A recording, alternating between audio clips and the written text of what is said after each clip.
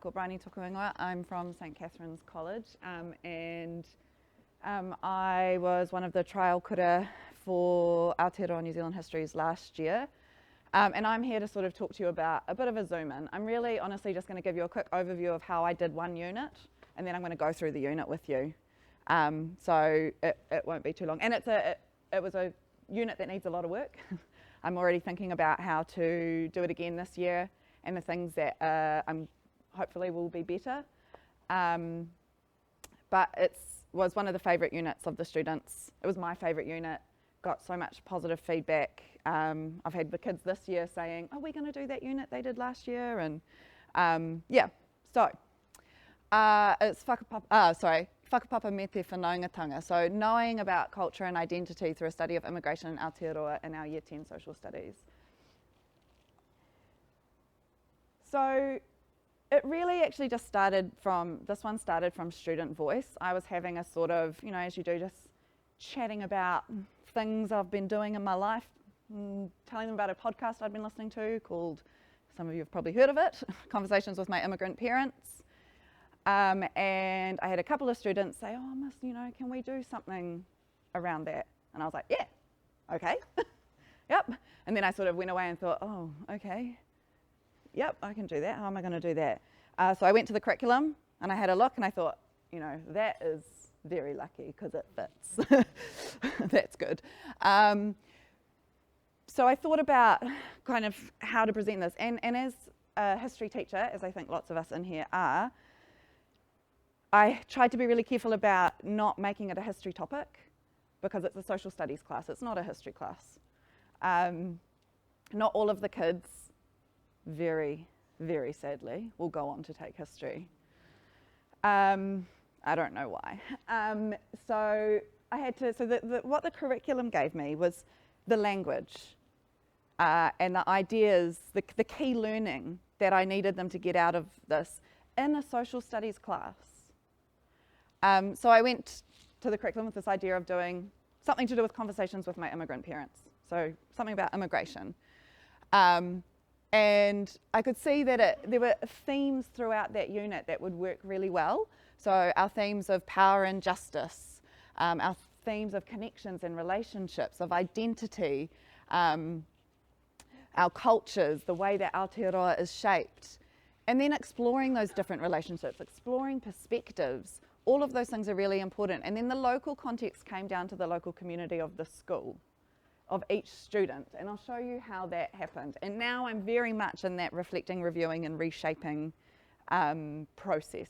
So I'm just actually going to go through most of the unit. It was a short-ish unit. Most of it was spent an inquiry that they did. So it shouldn't take too long. But yeah, I'll quickly go through it. So I've kind of broken this. This wasn't what I showed them, but this is just sort of broken down a little bit for you. So I did a bit of an overview to introduce the topic and the key, sort of the big understand idea, and trying to address some possible existing ideas in the class. Like what are we, and you'll see what I mean by that soon. Then we did do a bit of a history one, right? So what are the, who has been in and who has been out over time, over periods of history? What role has the government played in controlling who is in and who is out, right? So we're looking at that power and the role of the government in deciding that. Then I did a bit of a perspectives debate thing, we looked at there's a Waikato lecture done on is New Zealand a multicultural society? And the different views on that. Is it multicultural? Is it bicultural? Is it monocultural? And so we looked at different perspectives around that. And then we listened to some episodes of Conversations with My Immigrant Parents, pulled out themes, using the language of the curriculum to do that. And then they created their own podcast by interviewing someone from their whānau or interviewing friends, parents, or neighbours, or teachers. I think it's pretty rare to find people to not know someone in New Zealand who is either first generation or second generation migrant to the country. So that was a really interesting element that they yeah, we heard some amazing stories. I unfortunately I didn't make them cry, but I had quite a few students really emotionally responding to hearing stories of the hardships their whānau faced that had never been told before, and that they kind of shared with myself and some other students. It was an incredibly powerful unit. Right, as you can see, there's a little note for myself as well. I just took these directly out of the curriculum to be my guiding pārtai. And we started with this and we talked about them, and then I kind of forgot about them and did everything else, and then was meant to come back to them at the end to do a bit of consolidating and do reflection on them, but ran out of time, the term ended. So it was not, like I say, it needed some work. It needs a bit of reflection and refreshing. But so I just took those out of the curriculum. And this part about the role of Māori as mana whenua and in terms of consultation with Māori around immigration policies is not something I did a very good job of exploring. So that's the part for me that I'm going to expand on this year, because I think it's really essential. And that was a big gap for me. So we did a little brainstorm. I just gave them some paper and pens and did a little, what do you think a typical Kiwi looks like? That was without that video on there. They just did that from their brains, like words, pictures, images, whatever they wanted to do, all sorts of stuff. Surprisingly not like that. That is what I probably would have drawn. But yeah, it was really interesting to see what a completely different generation who don't know like about Fred Dagg draw.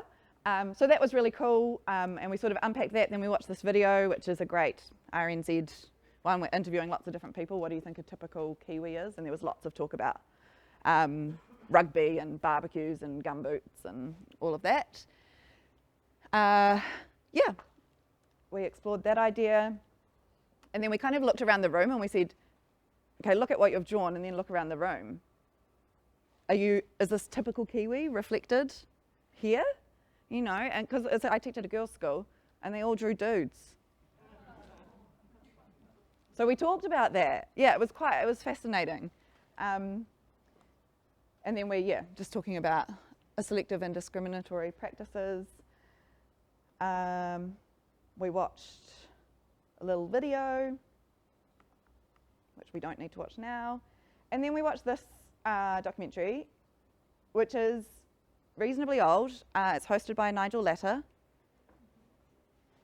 which people have different perspectives on him,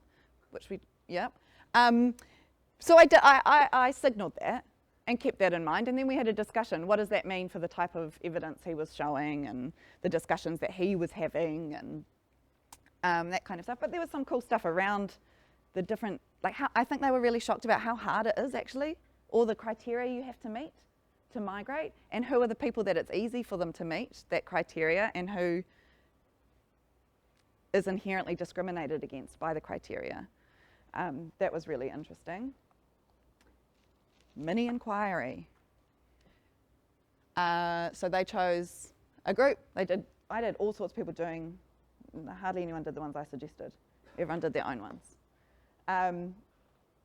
And lots individually as well, which I thought was interesting because my kids usually like to work together. I know this is really small writing, but I don't want to have too many slides for you. So I don't know if you can actually read that and the white, so my apologies. So I was just looking at the who, the when and the why and the what. So who are they? When did they come? Where do they live now? What contributions do we know of them in New Zealand? Festivals, what kai do we eat, etc. And we're looking at push and pull factors, so geography, I got you. And then we look more at experiences and that inequities and the social divisions and racism comes up a lot, obviously. That's a really big one. Values, religion, that sort of thing. So, and then we look at it today. What I loved about this last one, kids, I always ask this question, like, what other questions do we have? And kids just look at me blankly. And I but with this, they came up with so many cool ideas, and really different for each sort of group they were looking at. It wasn't necessarily what other questions come up. It was more like, oh, wow, this interesting extra fact. And then it was, why did this happen? Cool, all right, well, let's explore that a little bit. It was a real, natural flow of learning based on that. And just like lots of discussions. Then was our debate, which we don't need to watch. This was really bad. It was just so boring. It was a really boring activity. My kids did not like it. I didn't like it. Seemed like a cool idea at the time. I'm going to do it again, but I'm just going to do it better. We're going to break it up a little bit more. But I think, but again, like it's because it's social studies, it's not history. So I wanted to we've looked at some historical stuff. So what is it like now? And again, obviously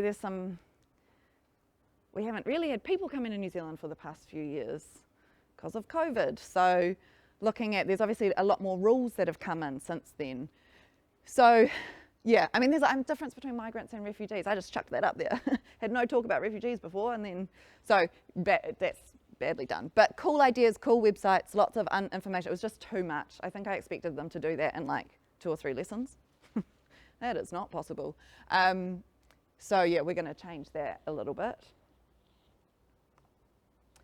And then this was the best part. And this was the intention behind it all. Although, as Kimberly said, hearing Rowan's talk, I am going to reformulate this, starting much rather than just giving it a te reo title.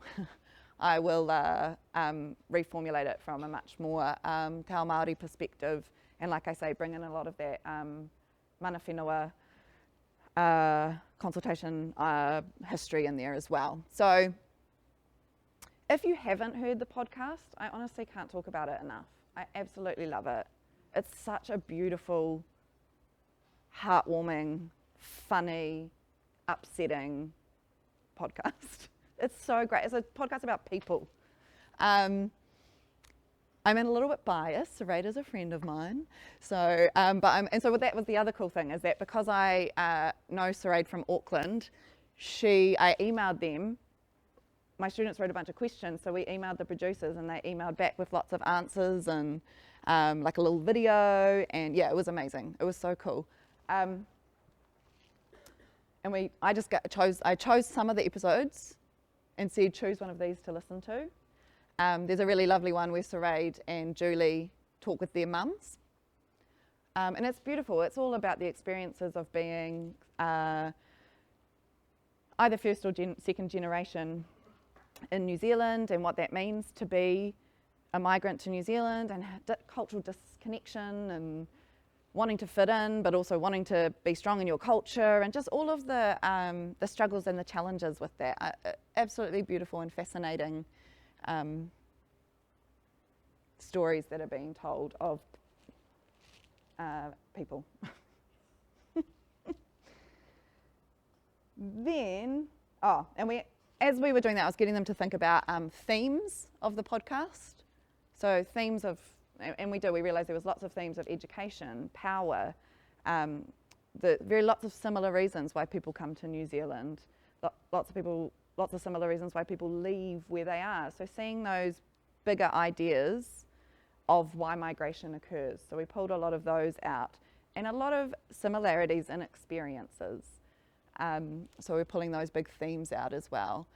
And then it was more sort of practical. So what is the structure of the podcast? What kinds of questions are asked? How do you think they created a safe space for these people to answer these questions? And